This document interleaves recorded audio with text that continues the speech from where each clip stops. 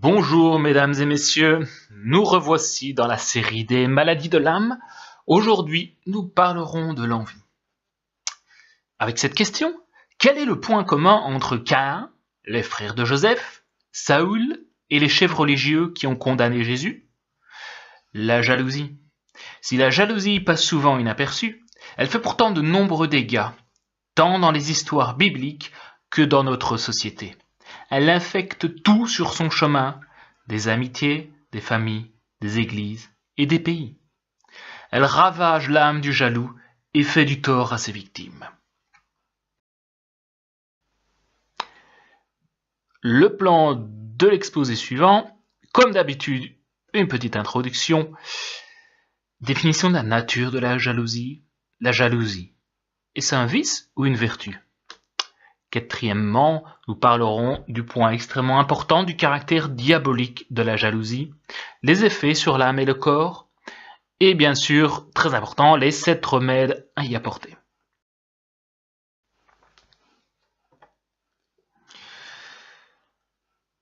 Jean, 3 ans, et Ludovic, 5 ans, jouent ensemble.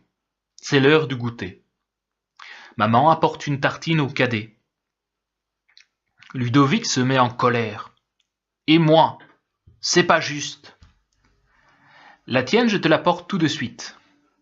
Quelques secondes plus tard, la mère offre une tartine à l'aîné, qui la repousse. Non, dit-il, je veux celle de Jean. Alors, cette petite anecdote, qui résume parfaitement la nature de ce que nous allons évoquer aujourd'hui, et qui pourrait se résumer dans la question « Pourquoi lui et pas moi ?» Et oui, ça paraît enfantin, mais néanmoins, c'est quelque chose de extrêmement important. Et d'ailleurs, Dieu nous le fait voir à de multiples reprises dans les Saintes Écritures.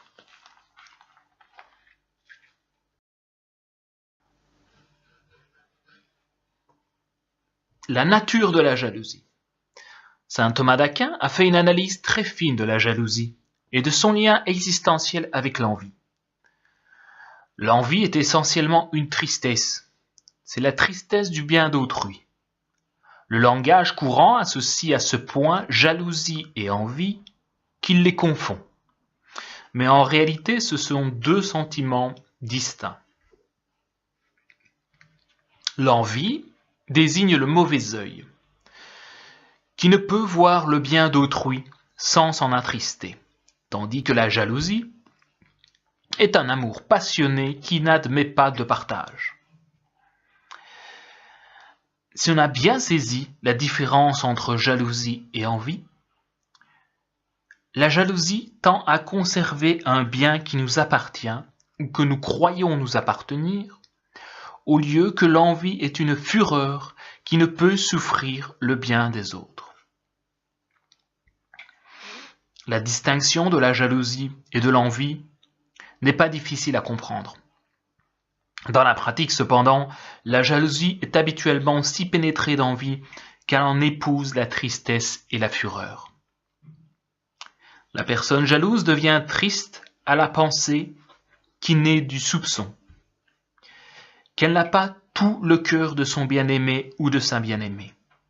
Cette tristesse torture tellement l'âme que la personne jalouse vit dans une inquiétude perpétuelle, une méfiance qui la pousse à surveiller la personne qu'elle dit aimer dans ses paroles, dans ses attitudes, dans ses actes, dans ses allées et venues, essayant d'y trouver quelque justification à ses soupçons.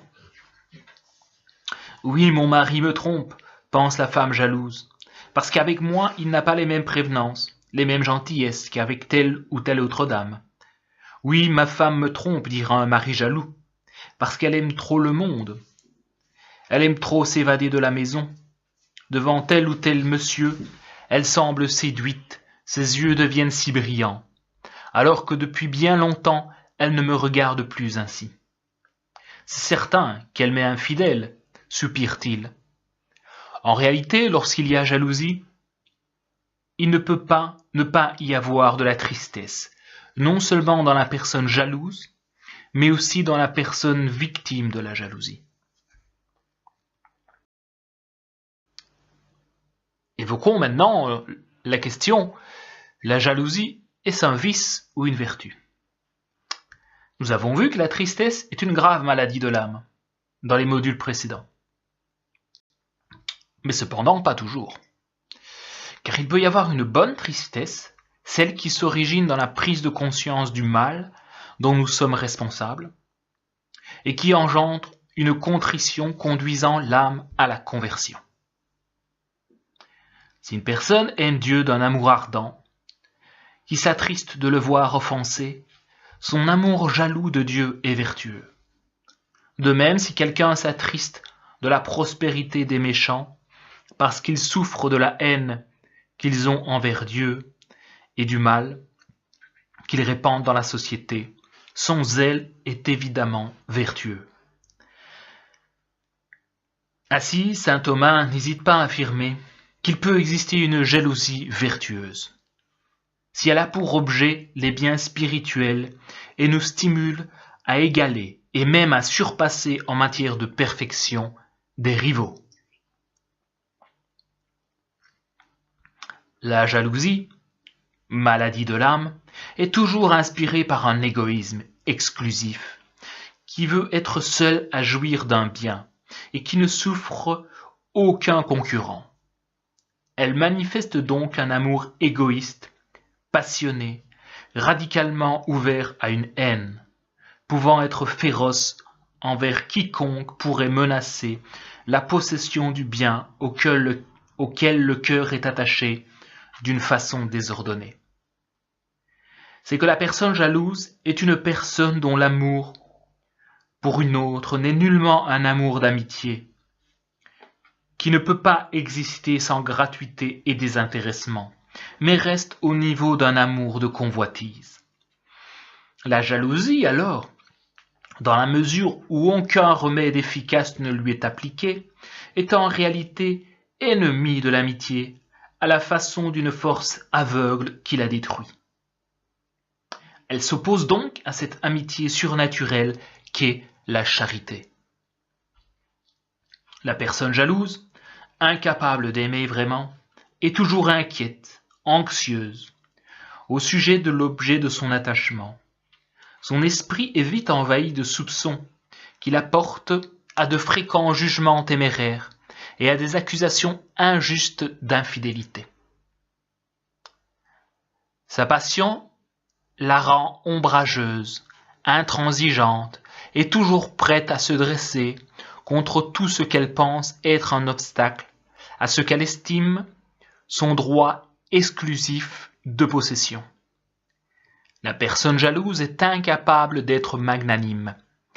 Elle est pusillanime, remarque saint Thomas, comme les petits enfants qui n'ont pas encore appris à partager, ou encore comme les vieillards aigris qui ne veulent pas être supplantés par des jeunes. Le mensonge fait partie de la jalousie, dans sa genèse et dans son fruit. D'abord, dans la genèse de la jalousie, tout est à base de mensonges, en raison d'une fausse perception de la réalité, qui est crue par la personne jalouse comme une vérité indiscutable.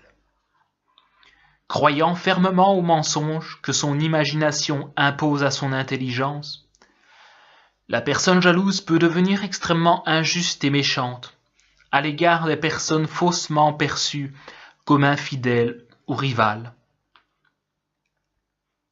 Comme le mensonge engendre le mensonge, que peut-il sortir de la bouche d'une personne jalouse, sinon cette forme odieuse de mensonge qu'est la calomnie? La jalousie enfonce l'âme dans des péchés si détestables et la plonge finalement dans une haine si violente que les pères de l'Église l'ont qualifiée de vice diabolique par excellence. Maintenant que nous y sommes, parlons alors du quatrième point, le caractère diabolique de la jalousie.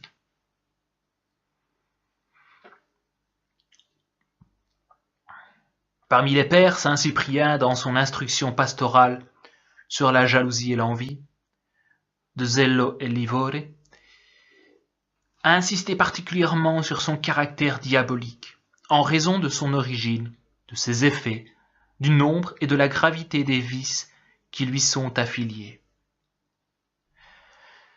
Car c'est par jalousie des dons de Dieu dans l'homme, écrit-il, que Satan a tenté et fait tomber nos premiers parents. Le péché, donc, fait son entrée dans le monde par la jalousie du démon. La Sainte Écriture, affirme-t-il, manifeste en plusieurs endroits les effets désastreux de la jalousie.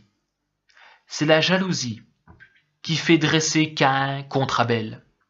C'est sous l'empire de la jalousie qu'Ésaü a formé contre Jacob, son frère, des projets homicides. C'est par la jalousie encore que Joseph a été vendu par ses frères. C'est par la jalousie que David fut persécuté par Saoul. Et n'est-ce pas par la jalousie aussi qui a allumé dans le cœur des Juifs une haine mortelle contre notre Seigneur Jésus-Christ? L'envie est à la racine de tous les maux. Elle est une source de désastre, une pépinière de péché, une matière à faute. De là découle la haine, de là procède l'animosité. C'est l'envie qui enflamme la cupidité. Cet homme ne sait plus se contenter de ce qu'il possède, parce qu'il voit un autre plus riche que lui. C'est l'envie qui allume l'ambition, à l'aspect d'un rival, plus élevé en honneur. C'est l'envie qui, aveuglant notre intelligence et tenant notre âme sous le joug, nous fait mépriser la crainte de Dieu, négliger les enseignements du Christ et oublier le jour du jugement. Par elle, l'orgueil s'enfle, la cruauté s'emporte, la perfidie prévarique, l'impatience s'agite, la discorde sévit, la colère bouillonne. Une fois servi à cette domination étrangère, l'homme n'est plus capable de se contenir, ni de se gouverner. On brise dès lors le lien de la paix du Seigneur. On viole tous les devoirs de la charité fraternelle, on corrompt la vérité par un mélange adultère, on déchire l'unité, on se précipite dans l'hérésie et dans le schisme. En décriant les prêtres, en jalousant les évêques, ou bien en refusant d'obéir à un chef. De là les oppositions, les révoltes. L'envie va se transformer en orgueil. Elle fait d'un rival un pervers. Et ce que l'on poursuit dans les autres, c'est moins la personne que sa fonction. De son côté, saint Grégoire le Grand, cité par saint Thomas d'Aquin, énumère ainsi les filles ou rejetons de la jalousie. De la jalousie naissent la haine, le murmure malveillant, le dénigrement, la satisfaction de voir le prochain en difficulté et la déception de le voir prospérer.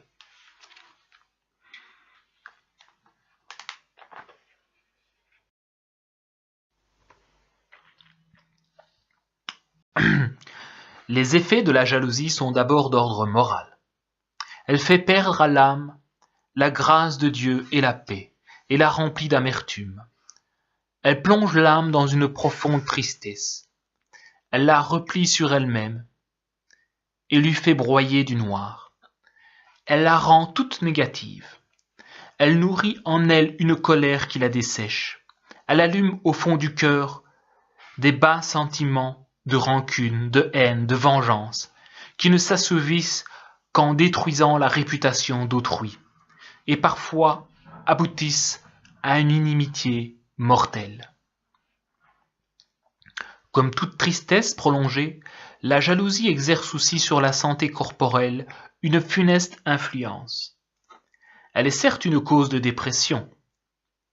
Elle nuit au bon fonctionnement de l'organisme, notamment des organes de la digestion. Elle est comme un feu intérieur qui consume l'énergie physique. Elle flétrit la beauté du visage en lui enlevant son rayonnement naturel et sa sérénité. Elle assombrit les traits extérieurs. L'expérience vérifie pleinement ce que dit l'Esprit Saint au livre de Job. Rien ne fait plus de tort à la santé du corps que l'envie et la colère. Job chapitre 5 verset 2. Saint Hildegarde est convaincu de l'action négative de la jalousie, particulièrement sur le cœur, augmentant de ce fait le risque de maladies cardiovasculaires. Le docteur Gottfried, dans son livre Manuel de la médecine de Saint Hildegarde, a écrit à ce sujet: la jalousie fait du cœur de l'homme une caverne de voleurs. Elle est donc l'un des facteurs décisifs de risque pour le cœur et la circulation. On peut donc aussi blêmir de jalousie, car celle-ci amène les vaisseaux à se crisper et à provoquer une mauvaise circulation. L'histoire du monde témoigne concrètement jusqu'à quel point la jalousie a porté atteinte au bien de l'humanité, que de calomnies, de rapports malicieux, d'injustes persécutions dont elle a été la cause, sans parler des œuvres qu'elle a entravées ou qu'elle a fait supprimer. C'est pourquoi elle a toujours été considérée comme un des pires ennemis de la religion et ainsi de la société.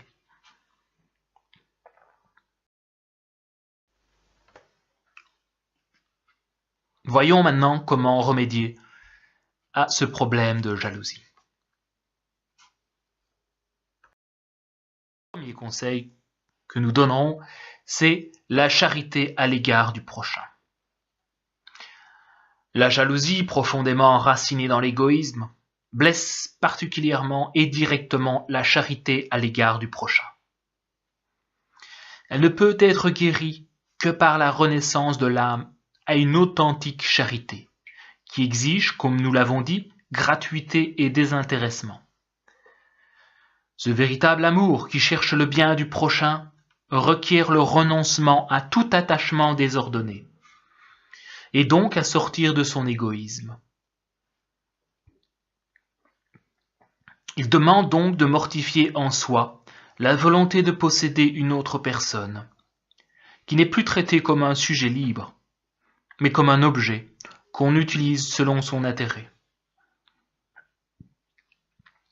Ce principe de détachement affectif, qui seul permet le respect de la liberté d'autrui,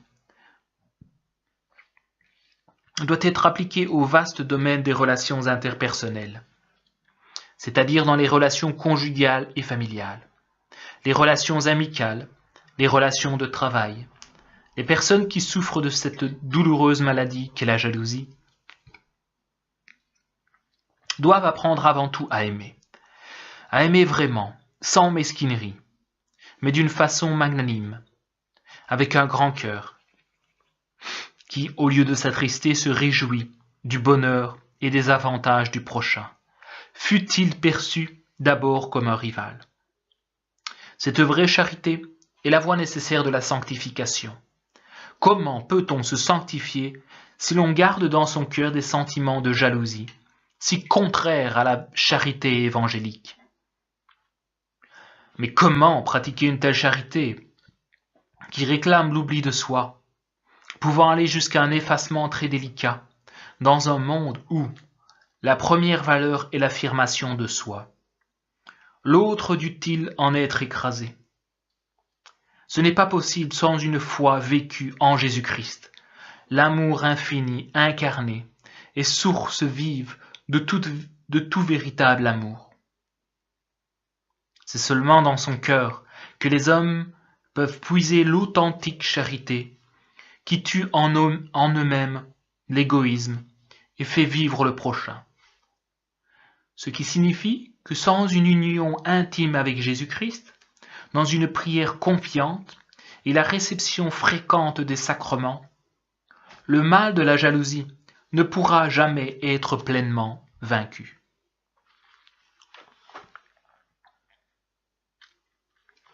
Deuxième remède, l'humilité.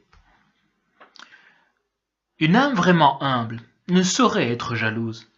C'est l'orgueil qui lui fait concevoir le désir d'être préféré aux autres, ou encore d'obtenir le premier rang dans l'estime de quelqu'un en repoussant toute personne rivale.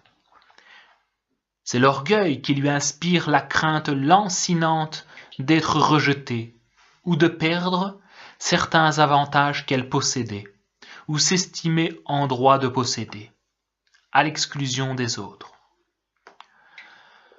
Entre le manque d'estime de soi, qui caractérise les pusillanimes et les déprime, et cette estime exagérée de soi-même qu'est l'orgueil, il y a place pour une juste estime de soi-même, fondée avant tout sur la certitude d'être aimé de Dieu et sur la confiance en son aimable providence.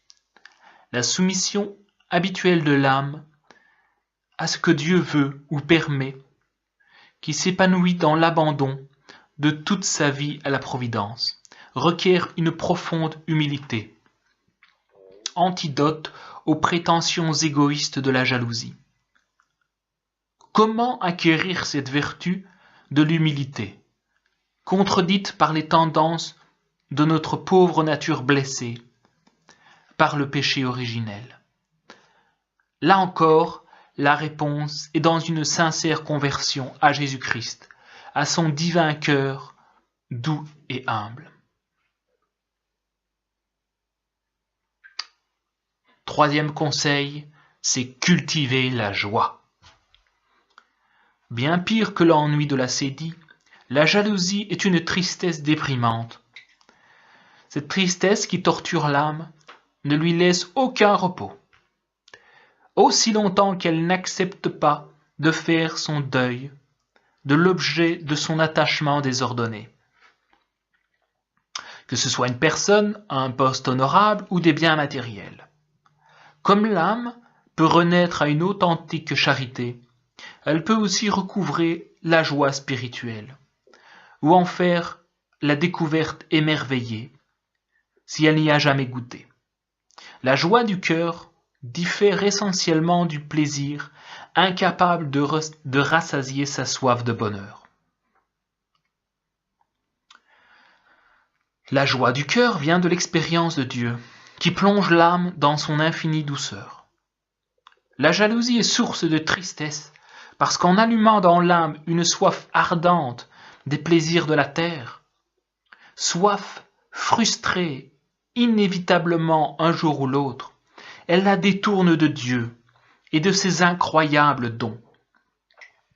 Pour guérir de la jalousie, il faut arriver, avec la grâce de Dieu, à détacher son cœur des créatures pour l'attacher par-dessus tout à la bonté et à la beauté du Créateur. Si l'âme est ainsi attachée à Dieu, source du plus pur bonheur, elle sera contente de Dieu en tout ce qu'il fait et en tous les événements qu'il permet. Elle sera habituellement dans la joie, de sorte qu'il n'y aura plus de place en elle pour l'affreuse tristesse de la jalousie. D'autant plus qu'elle sera pleine de reconnaissance pour les dons reçus de Dieu et ceux qu'il répand abondamment sur autrui.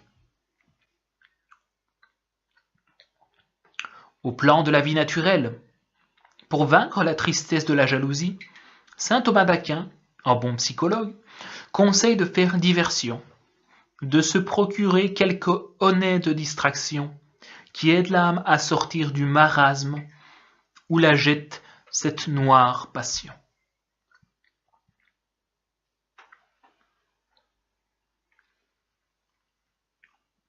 Quatrièmement, l'honnêteté et la vérité. La jalousie se fonde sur les mensonges qu'on se dit d'abord à soi-même, et elle s'en nourrit. Si d'autres personnes entrent dans ces mensonges par vaine complaisance, elles s'en trouvent d'autant plus fortifiées. La raison pour laquelle cette passion est si difficile à déraciner du cœur, c'est qu'elle s'y attache fermement par un tissu de mensonges, crus comme des vérités absolues. Pour en guérir, il faut accepter de poser un regard vraiment honnête sur soi-même et sur les autres. Il faut accepter de mettre en question ses impressions et ses fausses certitudes. Ne rien croire de ce que représente l'imagination à l'intelligence, à moins d'en avoir été témoin oculaire d'une façon ne laissant place à aucun doute sur les faits et les intentions. Les faits eux-mêmes peuvent être mal perçus ou mal interprétés. Pour les saisir dans leur vérité objective, le cœur doit être libéré de tout préjugé et de tout sentiment négatif de méfiance, de crainte exagérée et de rancune. Cette pureté de cœur requiert une vigilance continuelle sur ses sentiments et ses pensées. La jalousie ne peut être surmontée que par l'âme qui se met à chercher intensément la vérité, toujours prête à renoncer à ses plus subtiles contrefaçons. Sans l'aide du Seigneur Jésus, qui a dit « Je suis la vérité » et encore « La vérité vous rendra libre ». Sans le secours de ce divin Sauveur, on ne peut voir comment une âme jalouse peut sortir du mensonge, dans lequel sa passion l'enferme comme dans une prison.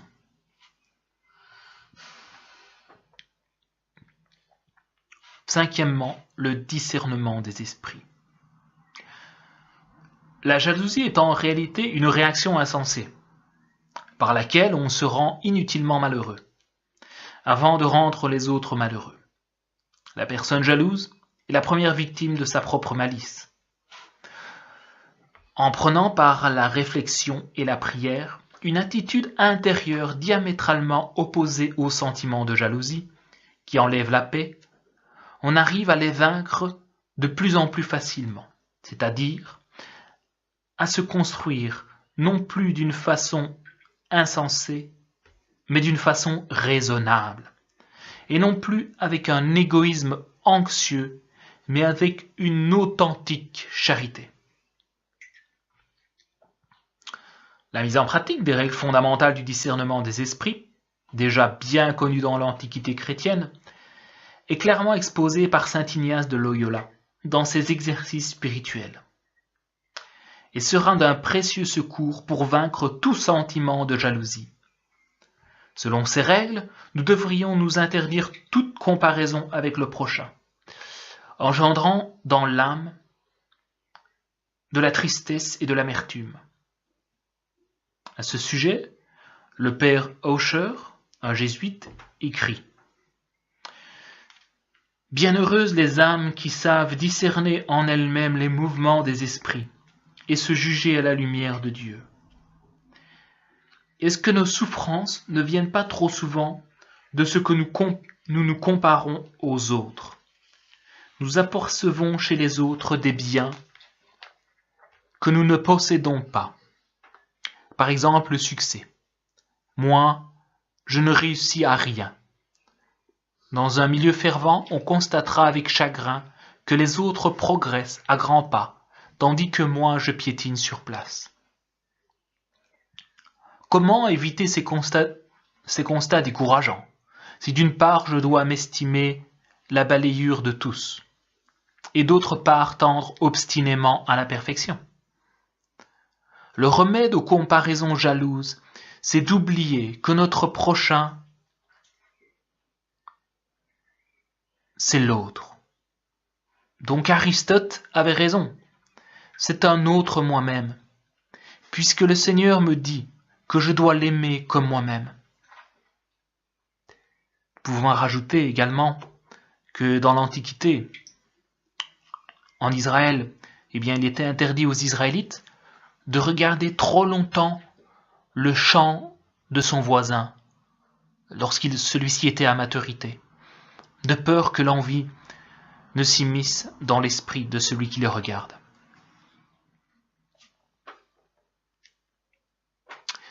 Méditation de la parole de Dieu. La Sainte Écriture nous livre les remèdes donnés par Dieu pour guérir les maladies de l'âme. ce qu'elle nous dit de la jalousie et des vices qui lui sont associés, de leurs effets désastreux sur les personnes et la société divine, devrait d'abord retenir notre attention.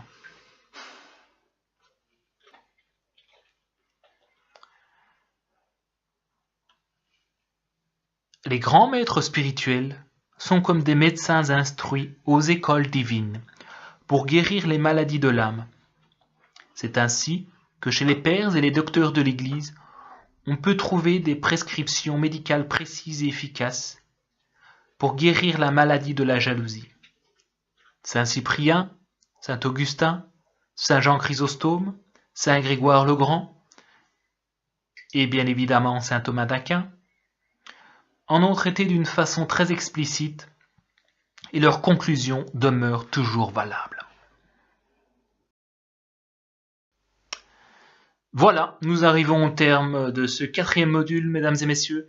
J'espère que cela vous aura plu.